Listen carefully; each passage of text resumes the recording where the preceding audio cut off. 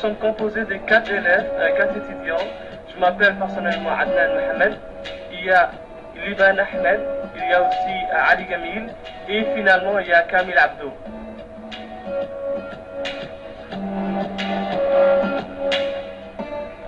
Nous allons de ce fait vous présenter notre projet de manière brève, compréhensible et générale, si Dieu le veut, et de ce fait, notre projet sera des questions-réponses, alors j'espère qu'il vous plaira, madame. En fait, on espère bien, et bonne suite du projet. Ou informatique dans le nuage, ou nuagique, ou encore info nuagique. C'est comme un nuage qui vous suit partout, dans n'importe quelle région, dans n'importe quel continent. Vous pouvez partager vos photos, vos musiques, vos fichiers personnels, ainsi tout ce que vous désirez. Donc, c'est pas aussi simple que vous croyez. Il faut distinguer, il en existe combien de types de cloud, savoir leurs différentes caractéristiques, leurs différentes plateformes. Cependant, chers collègues, je vous invite à nous suivre avec les autres questions. Le cloud computing ou informatique dans le nuage est une infrastructure dans laquelle la puissance de calcul et de stockage sont gérées par des serveurs distants auxquels les usagers, vous, vos proches, vos collègues, se connectent via une liaison Internet sécurisée.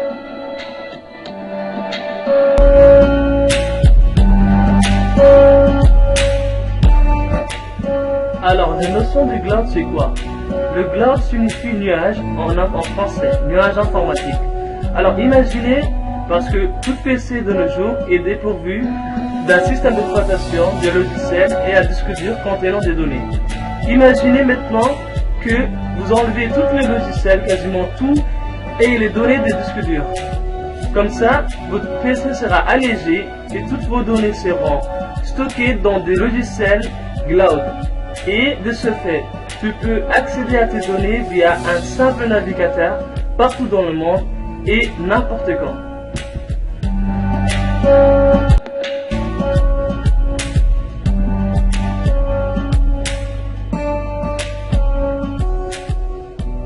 Voici les 4 principaux avantages de l'utilisation du cloud computing.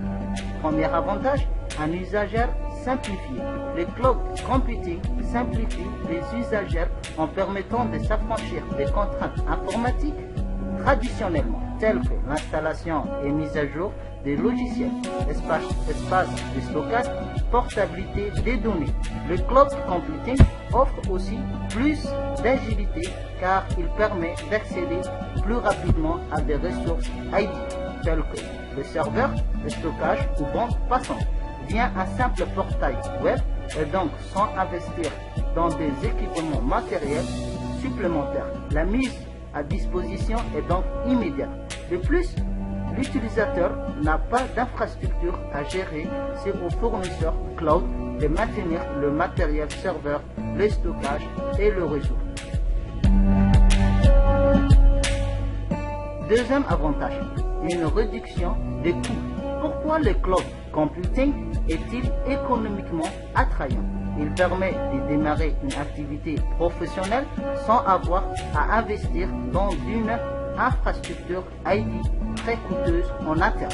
Le cloud computing est le moyen le plus économique d'y répondre. L'utilisateur n'a pas non plus à supporter le coût lié à la maintenance et le renouvellement des équipements.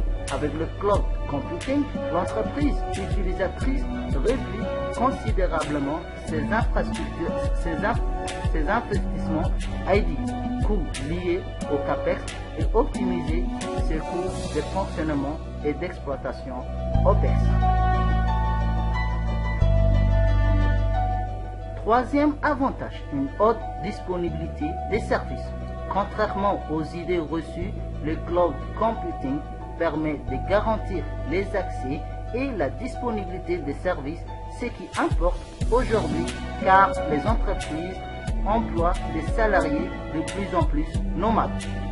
Les collaborateurs doivent donc pouvoir accéder à toutes leurs applications et à leurs données sans interruption des services. Quatrième avantage, la sécurité, les garanties des fournisseurs. Les cloud computing apportent plus de sécurité et pour causer faute de temps, de compétences et de budget, les entreprises sont de moins en moins capables d'assurer pleinement la sécurité de leur propre système d'information. En revanche, le cloud computing garantit cette sécurité en possédant des bien meilleurs dispositifs et des services de sécurité, avec des mises à jour et des audits réguliers.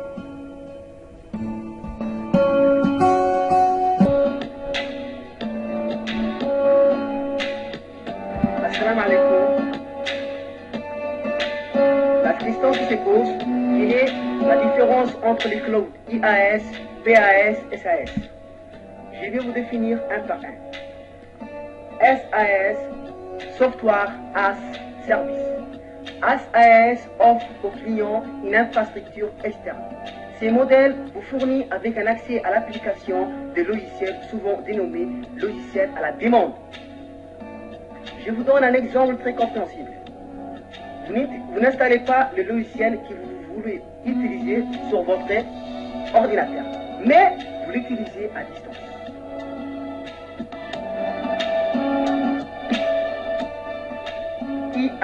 IaaS, Infrastructure as a Service. Comme son nom l'indique, vous fournit l'infrastructure informatique, les machines virtuelles ou physiques, et d'autres ressources comme les serveurs de fichiers, le stockage de données, par refus, l'équilibreur de charges, l'adresse IP et le réseau local virtuel, etc. Un exemple, vous n'avez pas besoin d'acheter un ensemble de matériel pour installer votre infrastructure. Vous vous contentez de louer ces matériels comme si vous les appartenait. Vous installez le serveur que vous souhaitez utiliser. Vous gérez l'ensemble des hosts installés sur le serveur que vous voulez.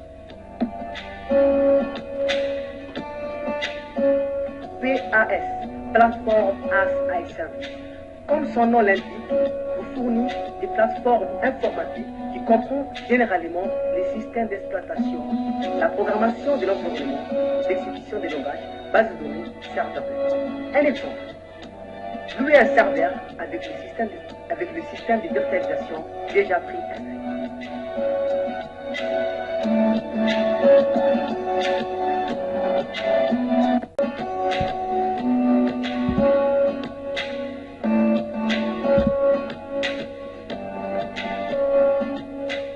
La différence entre les applications en mode ASP, Application Server Provider, et ceux qui tournent en mode cloud.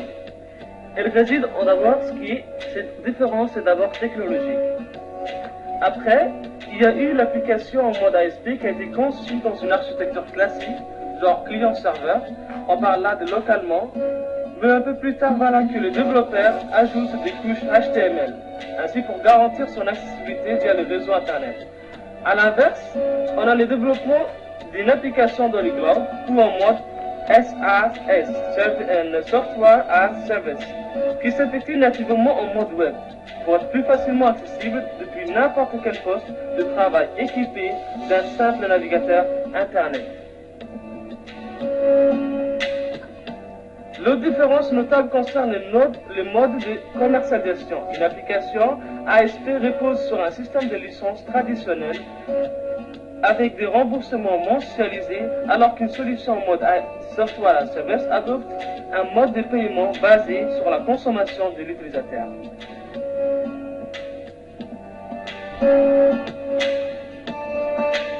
Je vous présente les différents types de cloud. Vous avez les clouds privés, le cloud public, le cloud communautaire, et enfin je vous présente le cloud hybride. Le cloud privé est prévu pour offrir aux entreprises des services qui leur permettent de mieux maîtriser leurs ressources informatiques. D'une part, on a l'internal cloud. Ce type de stockage peut être considéré comme installation d'un réseau informatique propriétaire, mais aussi on peut le désigner comme un centre de données qui fournit des services hébergés pour un certain nombre d'usagers. Il leur délivre des accès particulièrement favorables pour les applications hébergées. Ce type de cloud est appelé internal. Ils sont administrés en interne par l'entreprise elle-même. D'une autre part, on a le cloud privé externe. Le cloud privé externe, leurs gestions sont confiées à un prestataire extérieur. On parle de la gestion de l'externalisé. Dans ce cas, les services externalisés sont pris en charge par un prestataire en confiance.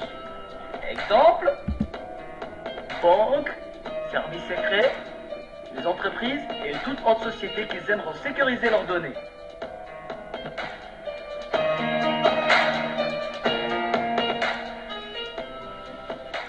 Maintenant, je vous présente le cloud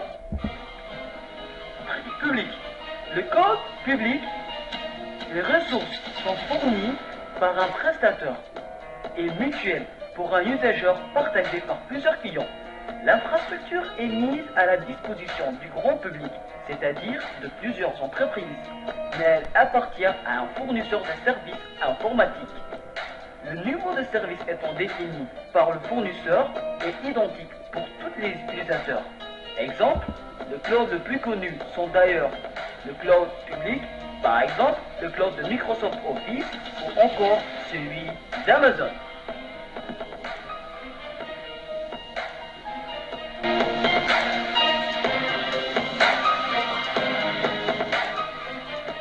Maintenant, on a le cloud communautaire. Le cloud communautaire ou community cloud, l'infrastructure est partagée entre plusieurs organisations ayant des préoccupations communes. Elle peut être gérée par le groupe ou par un tiers. Exemple, prenez le cas de plusieurs entreprises qui partagent une même plateforme. Donc, ils vont utiliser un cloud appelé communautaire. Mais pour les entreprises qui n'ont pas les mêmes plateformes, ils n'auront pas accès à ce type de cloud.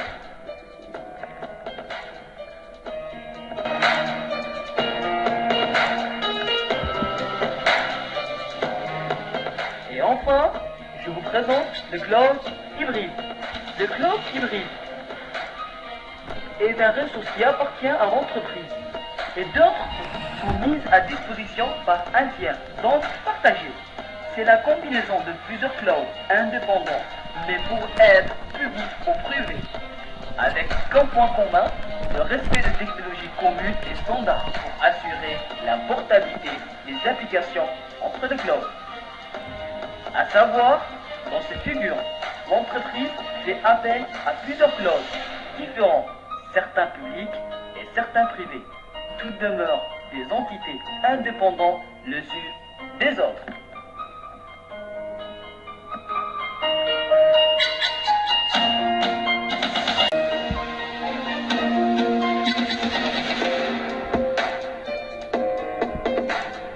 Les applications hébergées dans les clouds les plus couramment exploitées par les PME concernant avant tout les réseaux sociaux, les outils collaboratifs, les outils bureautiques.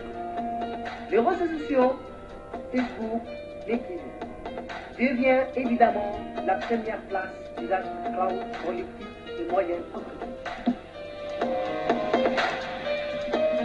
Ensuite, les mails et les applications bureautiques sont de plus en plus utilisées dans un mode cloud.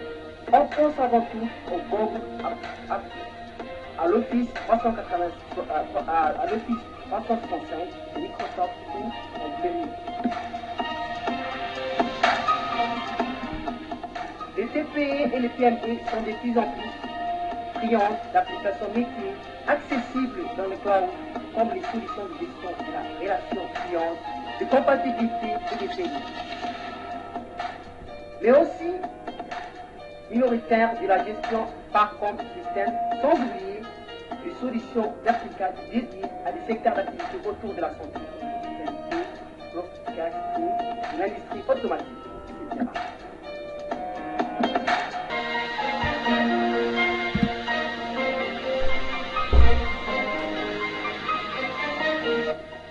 À l'instar professeur des TPE et des PME expliqué par M. Kamel, le cloud est aussi synonyme de réduction des coûts d'informatique pour les administrations et les secteurs publics qui exploitent eux aussi de nombreuses applications hébergées dans les clouds. De même, ces derniers sont également très inclinés à adapter les outils de dématérialisation des documents et les solutions de systèmes d'information RH, ou encore ces derniers étant positionnés sur les petites collectivités. Toutes ces solutions embarquent généralement les technologies les plus récentes en termes de sécurité des données.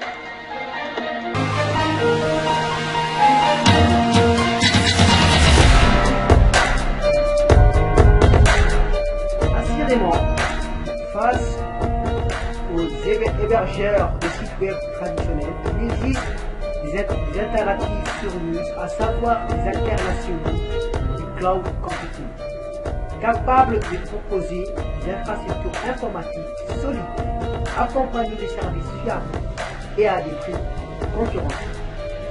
L'objectif de ces fournisseurs de services cloud est de rendre les sites web accessibles de manière fluide, sécurisée 24 heures sur 24, même en cas de surcharge.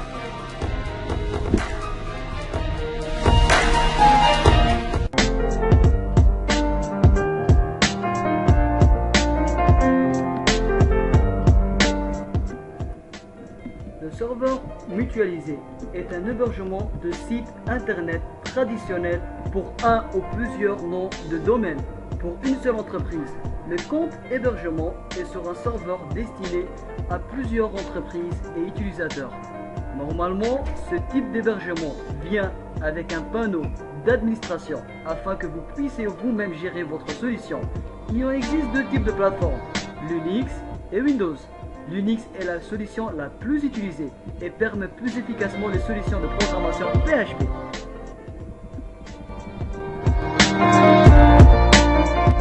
Puis, nous avons le serveur dédié. Contrairement à la première solution, un serveur dédié est un serveur qui est destiné uniquement à un client qui prend le service. Ce type de solution est pour le besoin le plus important ou pour les personnes qui désirent avoir un serveur pour eux uniquement. Voici quelques exemples possibles. Serveur d'application, serveur de terminal, serveur de base de données, etc.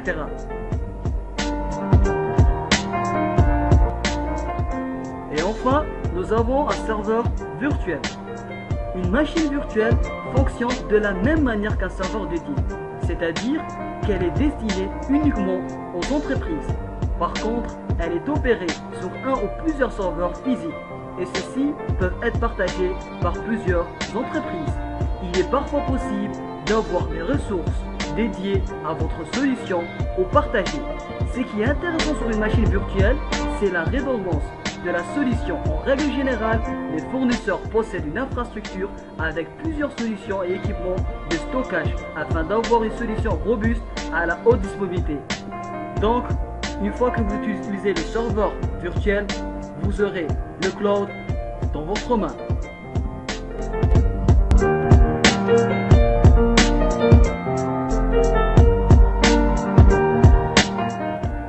La réponse à cette question est oui. Il l'est. Il y a un logiciel pour ça. Il permet le partage et le stockage de ces données avec d'autres utilisateurs si tu veux. Le type de solution accessible qu'avec un mot de passe, c'est un moyen de sécurité vachement bien.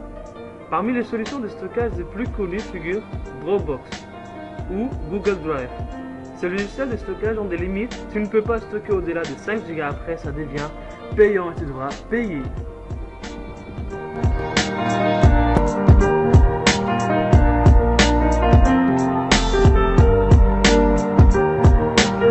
Contrairement au serveur virtuel, le serveur physique ne permet pas de partager les ressources matérielles, telles que processeur, mémoire, espace, disque. Il fonctionne en autonomie comme un PC de bureau classique et être donc propre aux besoins d'un seul utilisateur ou d'une entreprise. De son côté, le serveur virtuel permet, via des techniques de virtualisation, de partitionner un serveur physique en plusieurs serveurs indépendants. Chacun de ces serveurs est parfaitement autonome avec son propre système d'exploitation et fonctionne d'ailleurs comme un serveur dédié classique.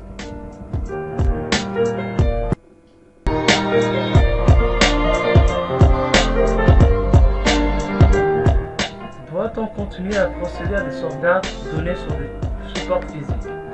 La réponse est oui et non, parce que tout dépend de l'importance de la donnée à sauvegarder.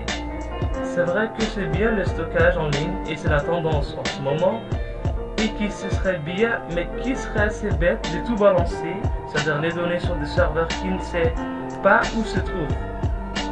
Eh bien, c'est pour qu'une sauvegarde, c'est pour ça qu'une sauvegarde ou un archive local sur un support physique reste dans ce cas incontournable, même si ce type de données représente en moyenne moins de 5% de toutes les données confondues dans l'entreprise.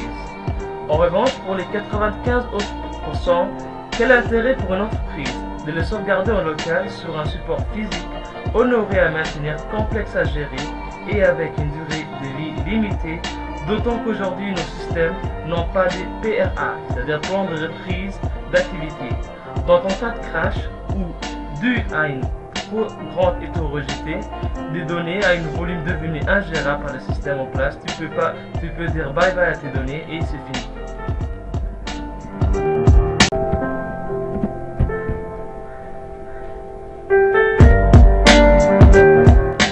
La réponse est oui, car pour pouvoir accéder ces données dans les clouds depuis n'importe quel terminal, smartphone, tablette, ordinateur, portable, etc., nous assistons aussi à une industrialisation des offres as Desktop as a Service ou solution VDI, Virtual Desktop Infrastructure, en mode hébergé qui permet de transférer les postes de travail physiques existants en un service de bureau virtuel accessible depuis partout. Depuis n'importe quel terminal fonctionne sous Windows, Mac, Android.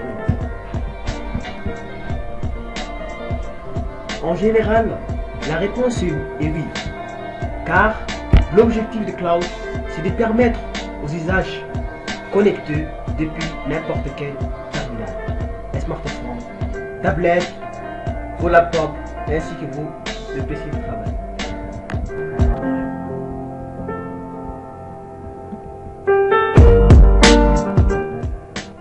Donc, comme chaque chose a des inconvénients, le cloud a des pires inconvénients, qui sont le problème de panne, le frein aux fiabilités des prestataires, nécessite une connexion à haut débit, la sécurité, la dépendance, la solution parfois coûteuse et formation nécessaire pour un utilisateur du cloud. Cependant, le problème de panne qui existe, c'est si parfois l'entreprise Dropbox ou iCloud tombe en panne. Comme ça, vous n'aurez pas l'accès à consulter vos données, etc. Pour la fiabilité, qu'est-ce que vous savez? Si on vous suit, on lit vos données. Donc, pour le service secret, pour les banques, je ne conseille pas d'utiliser le cloud. Elle nécessite aussi une connexion haut débit. Surtout, je m'adresse aux clients de Joubert Telecom. Faut pas opter au cloud. Et enfin, la sécurité. Si demain vous perdez vos mots de passe, c'est que vous avez perdu toute vos vies qui est située sur le cloud computing. La dépendance, ça dépend de l'internet. Si vous n'avez pas d'internet, il n'y a pas de fichier, il n'y en a rien. Solution parfois coûteuse qui peut vous coûter des zéros et des zéros. Pas des zéros mais des zéros. Solution nécessaire. Un utilisateur de cloud doit avoir des connaissances sur le cloud. C'est-à-dire il doit avoir des connaissances s'il s'agit d'un cloud public, privé, etc.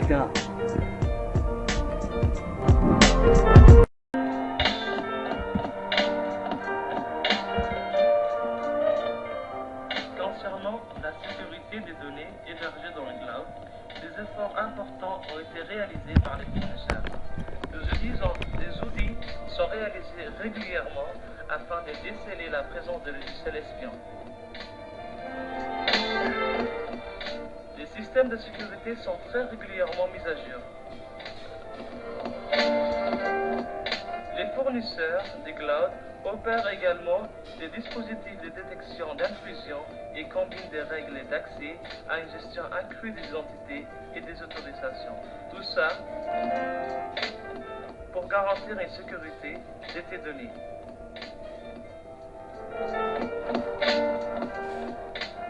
Une dernière chose, il est important de savoir, il est important de privilégier un cloud computing français. En effet, il est plus rassurant pour une entreprise française, parce que dans ce cas, on ne peut pas parler d'une entreprise djiboutienne de ce fait, parce que tout simplement, il n'y a pas de cloud djiboutien qui existe, et que je sache. En effet, il est plus rassurant pour l'entreprise de savoir que ces données sont stockées en France, juste au cas où tu voudrais t'en prendre à quelqu'un.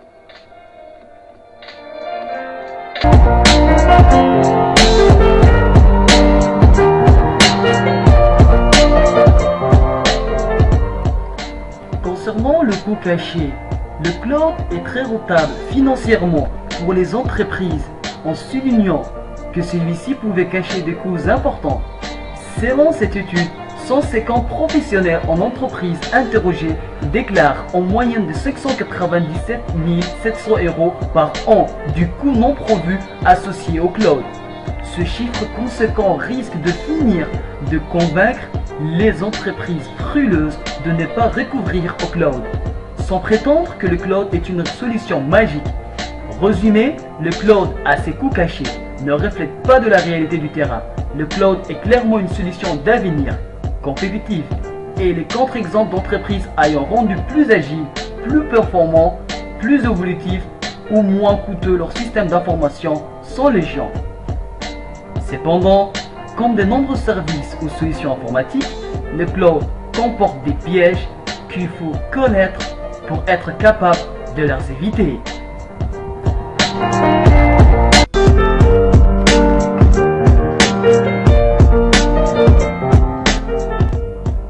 Le cadre juridique applicable dépend de la nature des données. Par exemple, les données à caractère personnel sont soumises à la loi informatique et liberté qui encadre strictement leur utilisation et transfert. Le cadre juridique applicable dépend de la nature des données. Par exemple, les données à caractère personnel sont soumises à la loi informatique et liberté qui encadre strictement leur utilisation et transfert.